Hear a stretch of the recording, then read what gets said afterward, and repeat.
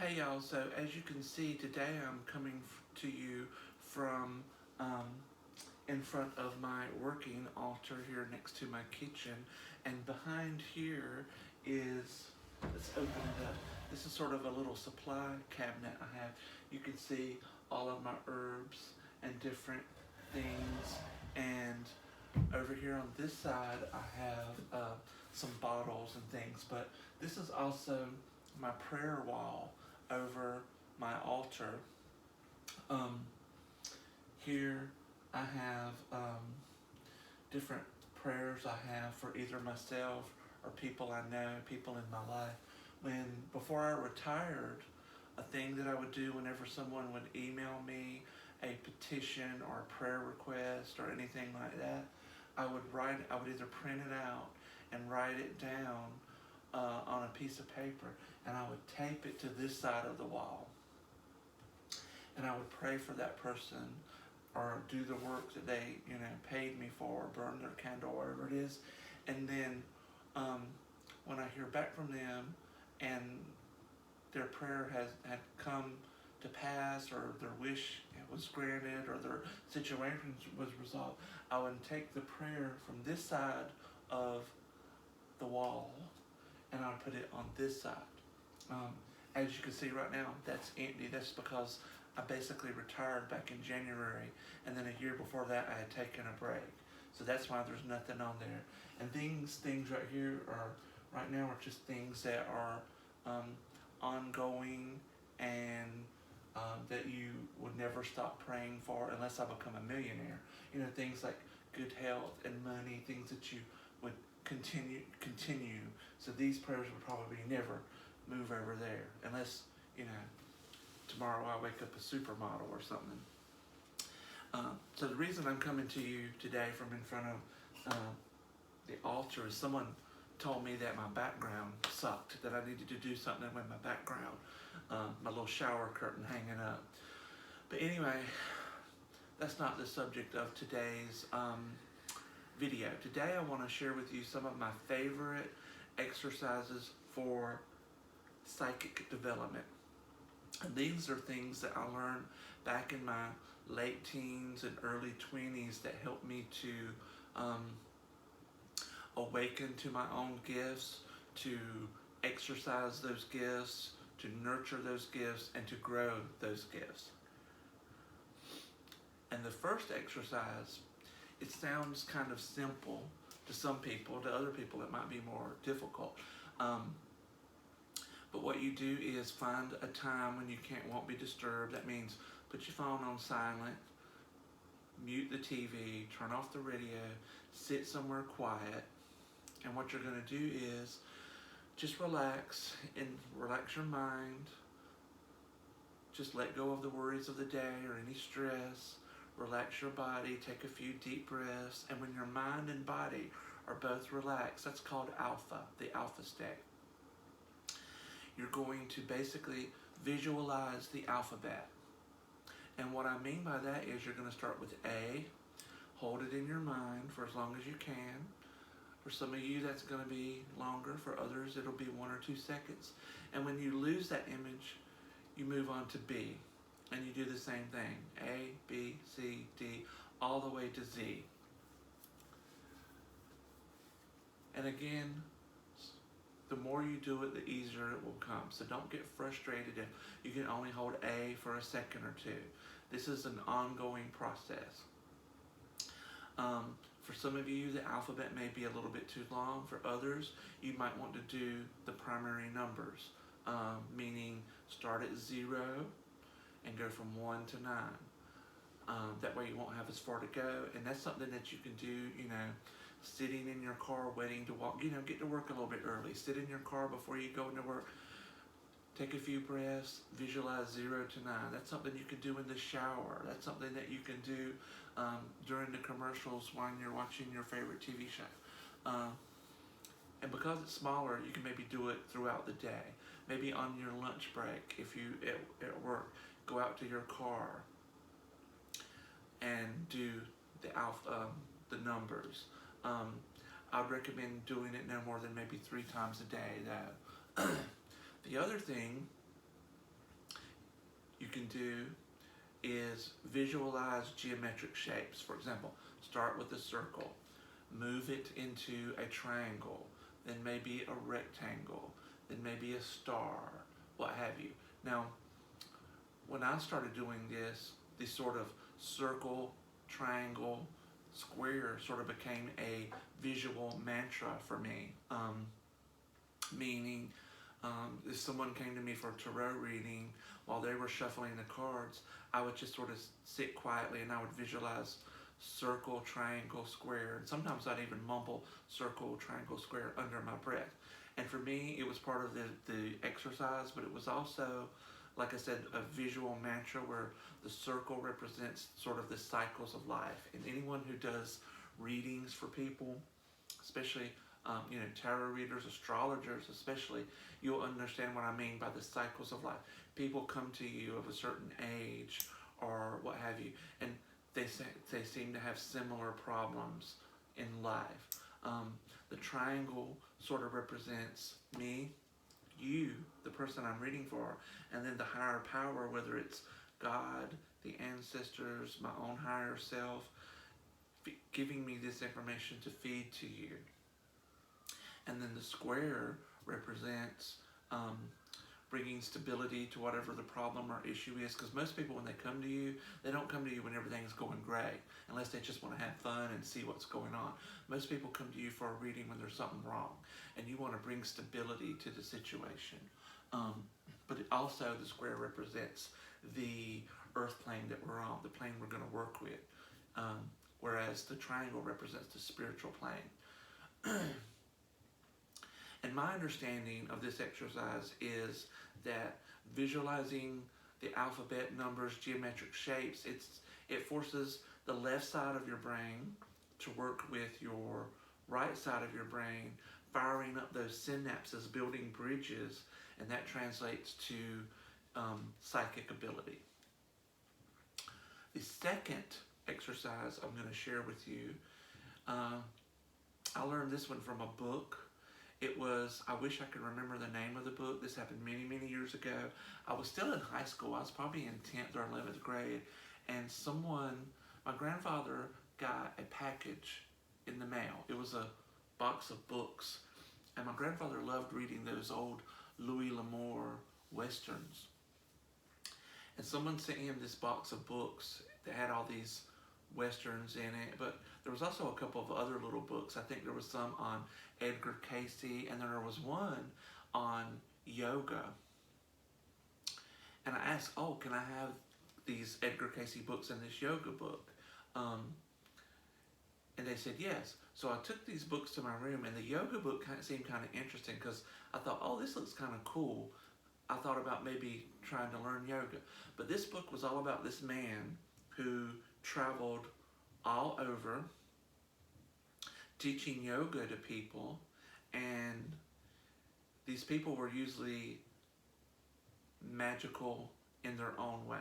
So he's talking to people about how to read playing cards for divination, and then how to develop your psychic ability. So there was, in addition to like how to do yoga, there was information in here about divination with playing cards, psychic development exercises, meditation. I think there was a couple of spells.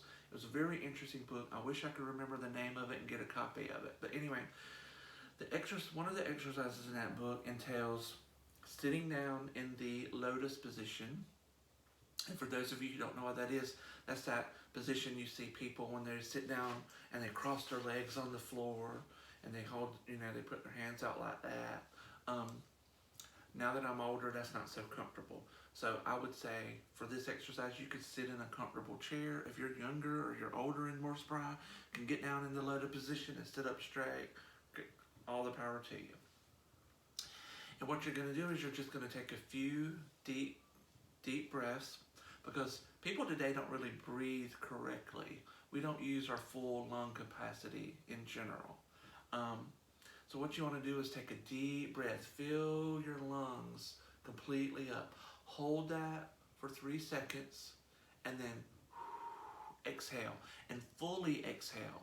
Push all that bad air out of your lungs. And you're going to keep doing that.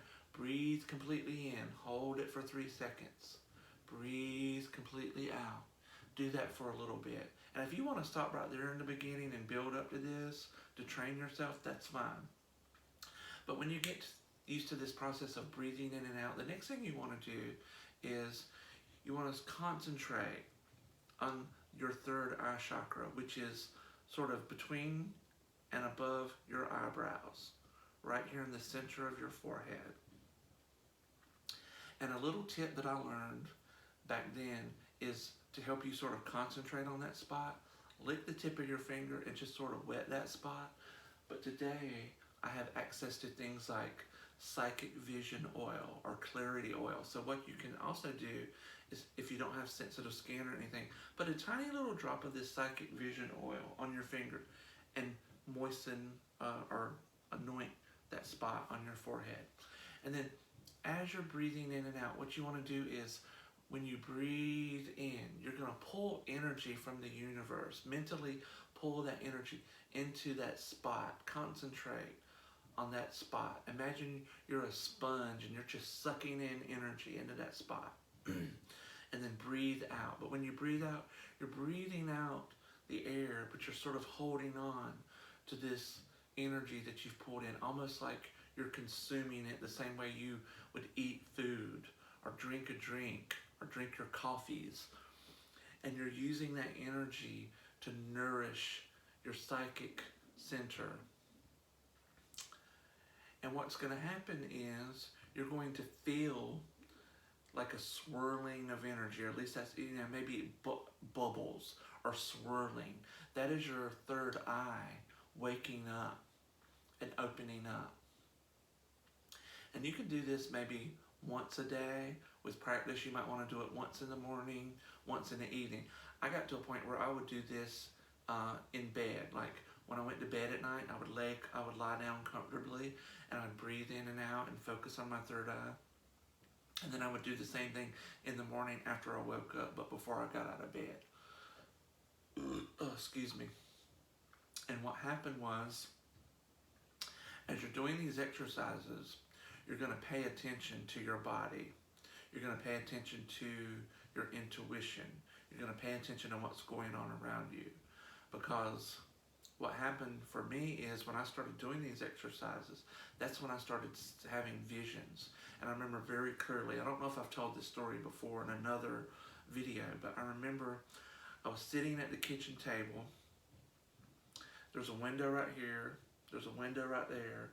And then right here, my grandmother's standing at the stove cooking. And it was right before supper time. And I'm looking at our newspaper. And I said something like, I'm starting to get hungry. When are we going to eat? And she said, well, when Uncle Jimmy comes home. I said, oh, he's coming down the hill now. And then she turns and looks at me and goes, how do you know he's coming down the hill? You're looking at that paper. And I looked up and I looked at that window. And out that window, there was this sort of hill coming down. We called it the big hill. And I saw my Uncle Jimmy's car driving down that hill to come to our house. And what I saw through my own eyes, physically, is the exact same scene I had just seen in my head. And that just wowed me. That was the point where I knew these exercises were working. Another thing that happened, and I remember this, it was back when David Letterman's contract with NBC was coming up or something, and he was thinking about moving his show from New York to California, or staying in New York, or what have you. And I was sitting on my bed, I had the TV on, and you know how they do like a little commercial break in between shows, and the local news will come on and give you the headlines or a teaser about what's coming up. And the announcer said something like, along the lines of, oh, another state has joined the cause to get David Letterman to come move his show to them. And without even thinking or looking up, I said, Florida. And I didn't know why I said that. I didn't know. So when the news came on later, I tuned in just for that story. And I'll be damned if it wasn't Florida was trying to woo David Letterman to come have his show in their state rather than New York or California. So as you can see, when you start doing these exercises, you will start experiencing psychic episodes. And they're different from everybody. I want to stress that. You know, some people see images in their head. Some people physically see images. Some people hear things. Some people just have feelings and knowing. So the way your psychic ability expresses itself will be different. So that's why you have to sort of pay attention. I feel things a lot of times in my gut. I'm a Virgo. Virgo rules the bowels, but I have a psychic gut, don't you, boy? So I often feel things in my gut before they actually happen. For example, there was this one time I was working at a place. I didn't like it. I hated my job. I didn't particularly like the people I worked with. I was miserable. But I had a job, it paid the bills, and I didn't really do anything to get out of the situation. I didn't go look for another job. I didn't maybe try to get a different position. I didn't talk to the bosses or anything. I was just felt kind of stuck. And one morning I got up, went into work, and I just had this sick feeling on my stomach. I had this, I don't know, it wasn't indigestion, it wasn't anything I ate, it wasn't anything like that. And I went into work, and right before it was time for me to clock out, I got called into the office. And I was fired, I was let go. And as soon as I walked out of that place, it stopped, it was over. So my psychic stomach was warning me, was telling me something was coming. And that's a lesson in and of itself. I want to break a minute to tell you. Sometimes when you're not meant to be somewhere, when you're not meant to be in a certain situation, but you refuse to do anything to move yourself or improve yourself, that's when Spirit will step in and move you for you. Because had I not got fired, I probably would have stayed at that job, been unhappy, and be in a completely different place in my life right now, because being fired from that job was just one step that got me closer to being where I am now. You know, I lost that job. I wound up losing my home. I had to move back in with my mother. From there, I moved in with a friend. From there, I got a job in another town. That job closed, but then I was able to get unemployment. And then that person I was living with moved to Whidbey Island. And I came here with him. I was able to transfer my unemployment. So I had a place to stay, and I had an income. And then I found a job here. And then one thing led to another that allowed me to have the life that I have now, which is much better than the life I had then. So that's a little lesson within a lesson. Anyway, the third exercise I want to share with you is basically people watching. And this is something I've done from a very young age. I remember, you know, my mom or someone, you know, being a little child, your mom had to go to the store or something, they'd take you with them. And I was shy and introverted. I've said that many times. And so I wouldn't want to go in. So when I got to a point where they felt comfortable just leaving me in the car, I would sit in the car and I would just watch the people coming and going, or in the cars over, and I would watch them and I would think, who is this person? And by that I mean, who are they in their daily life? Is this someone's mother? Is this someone's, you know, daughter? Where does this person work, if they work? What does their home look like?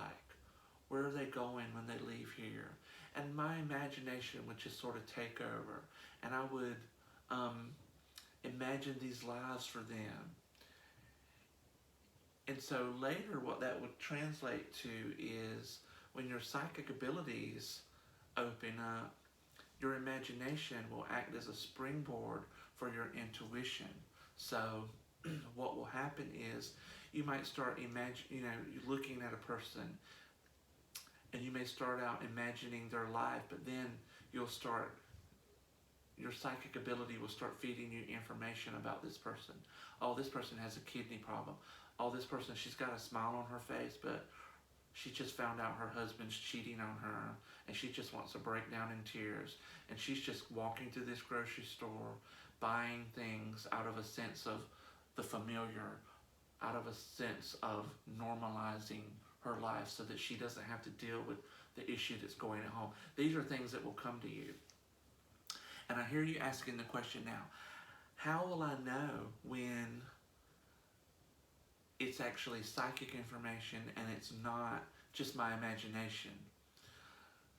So I don't know about y'all, but from my own experience, I can tell you that when I receive psychic information, it's accompanied by a physical sensation. When I'm just sitting here imagining something, when I'm, if I'm sitting here thinking about, Chris Evans with his shirt off and maybe him hugging me or us holding hands, that's just my imagination. But if I'm sitting here and somebody walks past my window and I go, oh, that person is, they have diabetes, I feel something. And it's not always the same. Like I said before, sometimes I feel things in my stomach. It just feels right. Like a tingling sensation or a warmth. If it's something really bad, it's like a sick feeling. Other times, it's almost like a light goes off in my mind. Or I'll feel something physically on my head. For example, I don't feel it here. I don't feel it here. I don't feel it here. I feel it at the back of my head. It's almost like these tiny little sparkles. It's almost like when the woman at the hairdresser's, washes your hair and she gets in your scalp with her nails and your scalp starts to feel all tingly. I'll feel a tingly sensation at the back of my head.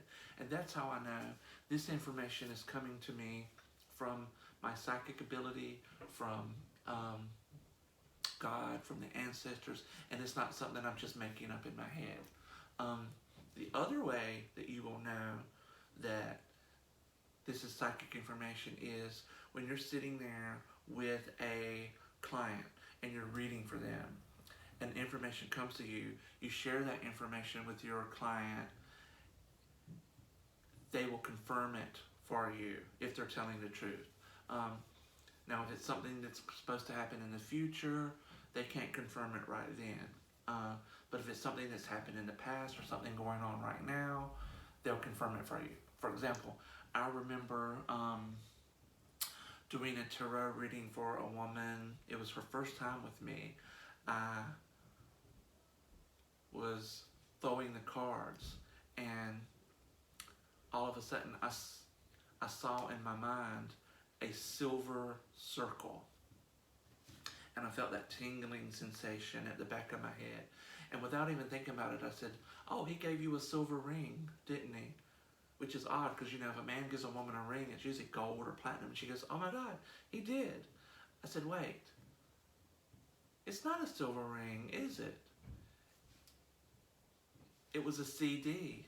That's what it is. It was a CD. He gave her a CD version of a mixtape.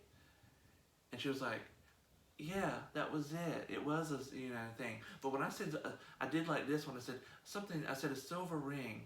She knew, because it had happened to her, that I was talking about a CD. But at first I was thinking ring like this, but no, it was a CD. So she knew. So that's how communicating with your client or something will help confirm for you that the information is coming from your psychic gift and not just something you're making up in your imagination. Anyway, I probably rambled on enough, but these are my 3 favorite exercises for psychic development. And if you try these, I'd love to hear from you. So feel free to leave a comment in the comment section and let me know how this works out for you. And as always, have a great day, everyone.